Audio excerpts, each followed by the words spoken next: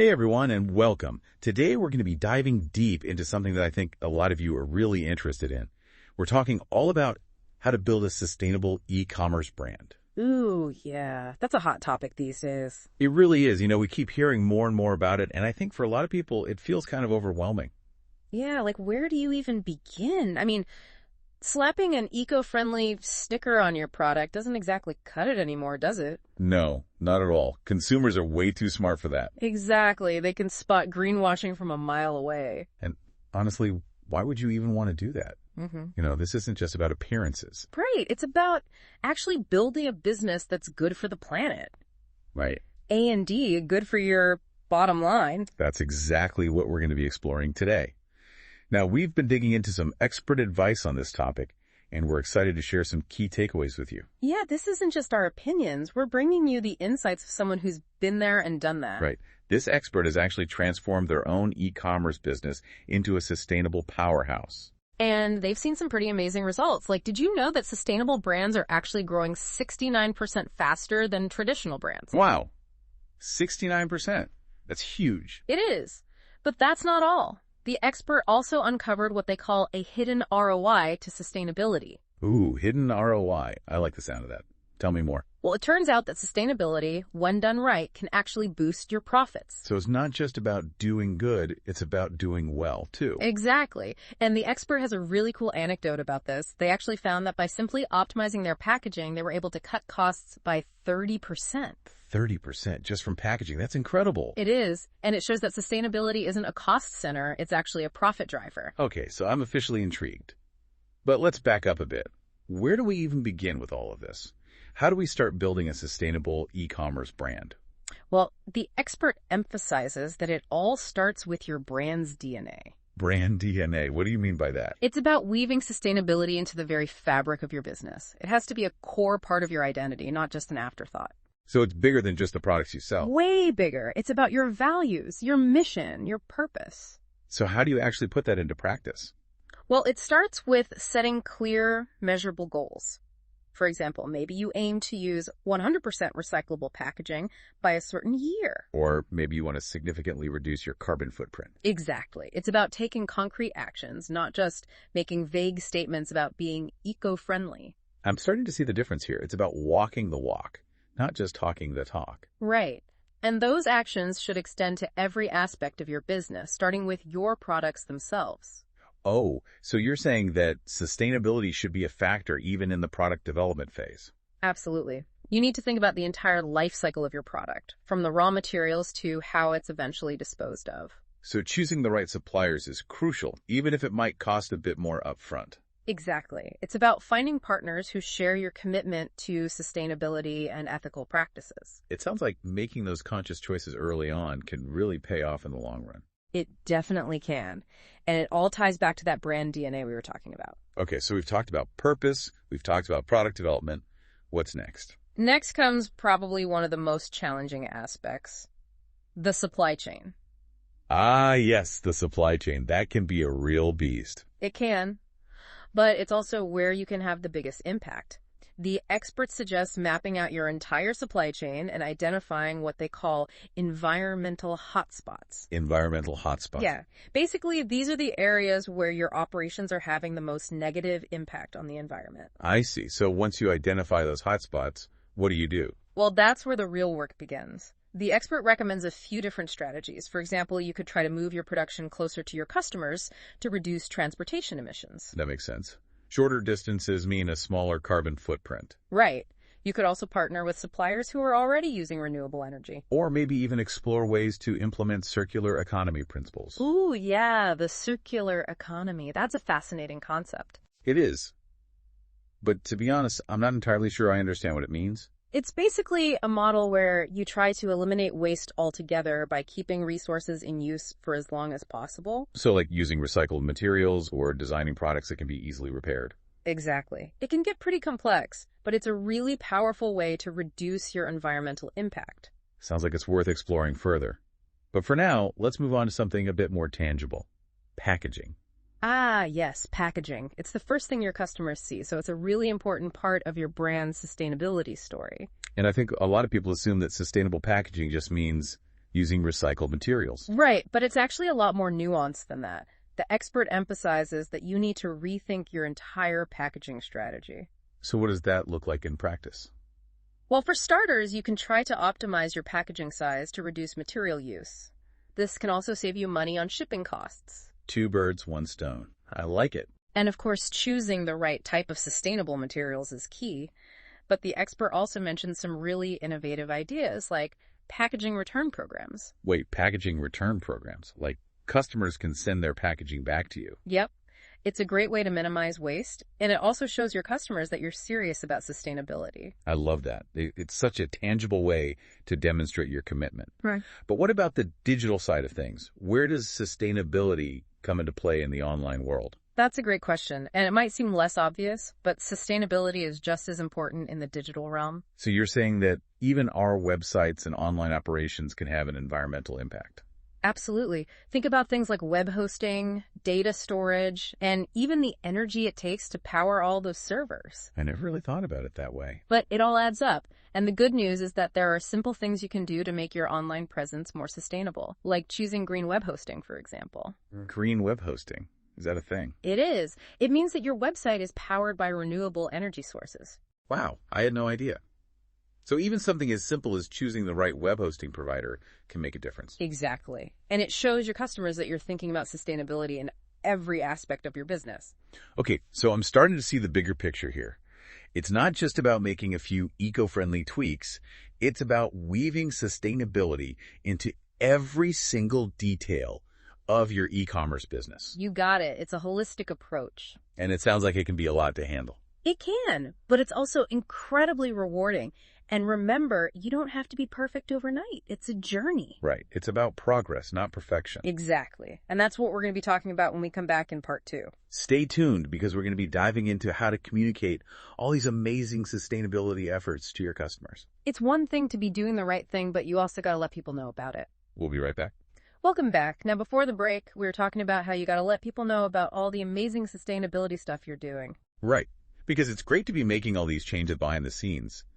But if you're not telling anyone about it, it's almost like it's not happening, right? Yeah. Like, how are your customers supposed to know that you're making a difference? And how are they going to get excited about supporting you? Exactly. And honestly, it kind of defeats the purpose a little, doesn't it? If nobody knows you're doing all this good stuff. So how do you actually go about communicating your sustainability efforts effectively? Well, this expert we've been talking about, they suggest a few different ways to do it. One way is through your product pages. Oh, yeah, your product pages. That's where people are really looking at the details. Right. And it's a perfect place to explain your sustainable practices, like where your materials come from or how your product is better for the environment. Yeah, I've noticed that some brands are even including little icons or badges on their product images to highlight things like recycled content or fair trade practices. Oh, that's a great idea. It's a quick and easy way for customers to see what you're all about. And then I've also seen some brands putting out these really cool sustainability reports. Oh, yeah, the reports. Those are awesome. Right. They lay out all their environmental goals and track their progress over time. It's a great way to be transparent and accountable, It shows customers that you're serious about this stuff. Exactly. And I think that kind of transparency can really build trust with your audience. Definitely. And then, of course, you've got social media. Oh, yeah, social media. Can't forget about that. It's such a powerful tool for connecting with your customers and raising awareness about important issues. And it's a great way to show the human side of your brand. Like you're not just some faceless corporation. You're actually people who care about the planet. Totally. And people want to support brands that align with their values. Speaking of connecting with customers, the expert also brought up this really interesting idea of having a sustainability dashboard on your website. Yeah, the dashboard, that's a fun one. Right. Like an interactive tool where people can track your progress towards your sustainability goals.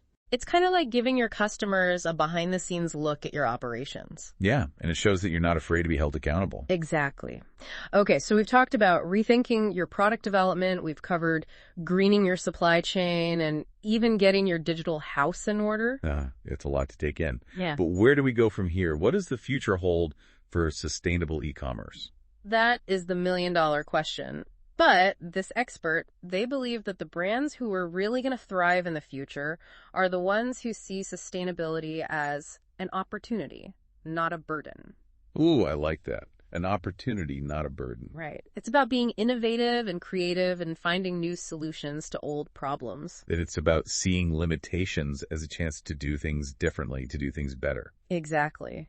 And remember, this is an ongoing journey. There's no finish line. That's such an important point. It's not about being perfect. It's about constantly striving to improve. And being honest about your challenges along the way. Right.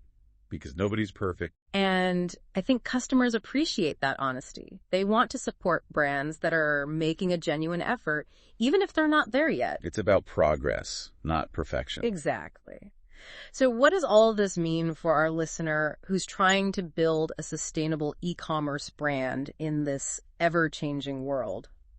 I think the key takeaway is that the future of e-commerce is sustainable. Like, there's no doubt about it. It's not even a question anymore. Consumers are demanding it, and the brands who embrace it are the ones who are going to succeed. And it makes sense, right? It's not just about doing the right thing for the planet. It's also the smart thing to do for your business. Exactly.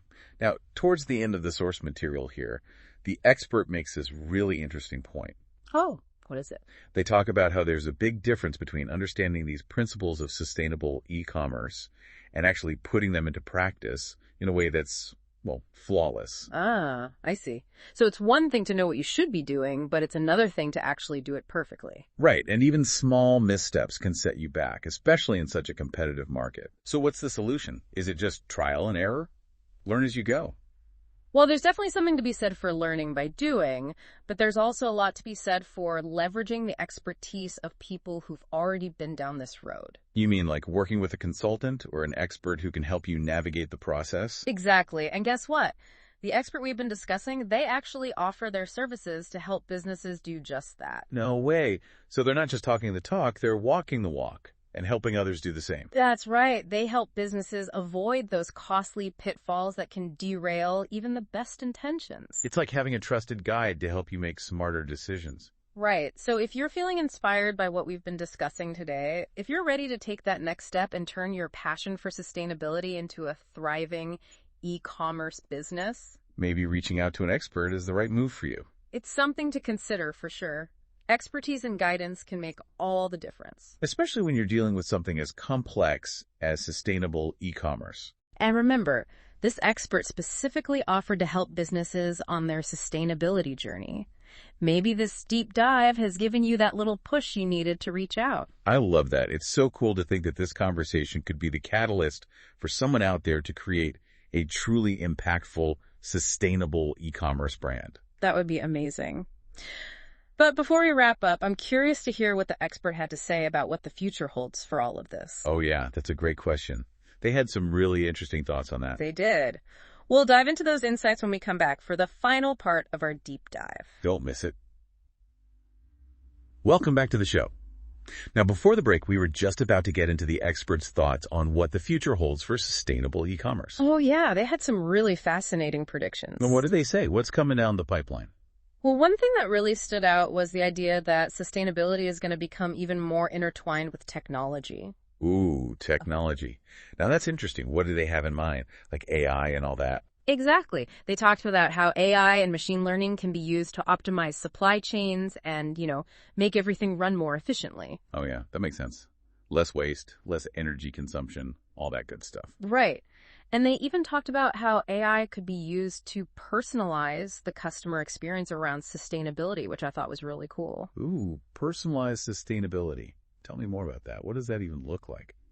Well, imagine you're shopping online and the website is able to recommend products to you based on your individual sustainability preferences. Oh, wow. So like if I'm really into products made from recycled materials, the website would prioritize showing me those options. Exactly. Or maybe you're trying to reduce your carbon footprint, so the website could suggest products that are made locally or shipped using sustainable methods. That's amazing. It's like taking all the guesswork out of sustainable shopping. Right. And the expert also predicted that we're going to see a rise in what they call conscious consumerism. Conscious consumerism, huh? What does that mean? Well, it basically means that people are becoming more aware of the impact their purchases have on the world, and they're actively seeking out brands that align with their values. Yeah, that resonates with me. I definitely find myself paying more attention to where my products come from and how they're made. Exactly. And this trend is only going to get stronger, the expert believes. Transparency and authenticity are going to be more important than ever.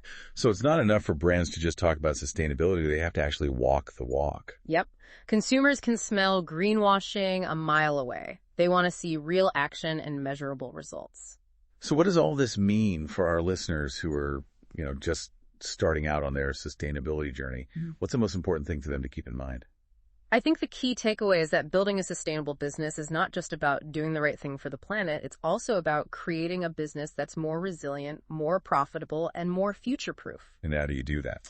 Well, it all starts with taking that first step. Don't be afraid to experiment, to learn, to make mistakes along the way. And don't be afraid to ask for help, right? Exactly. There are so many resources and experts out there who can guide you. Remember that expert we were talking about?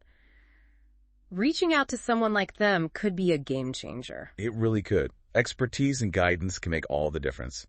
So, to wrap things up, I just want to say that I'm so excited about the future of sustainable e-commerce. Me too. It feels like we're on the cusp of something really big. And I truly believe that every choice we make, no matter how small, can have a ripple effect. It's true. So keep learning, keep experimenting, and keep striving to make your e-commerce business a force for good in the world. I love that. A force for good.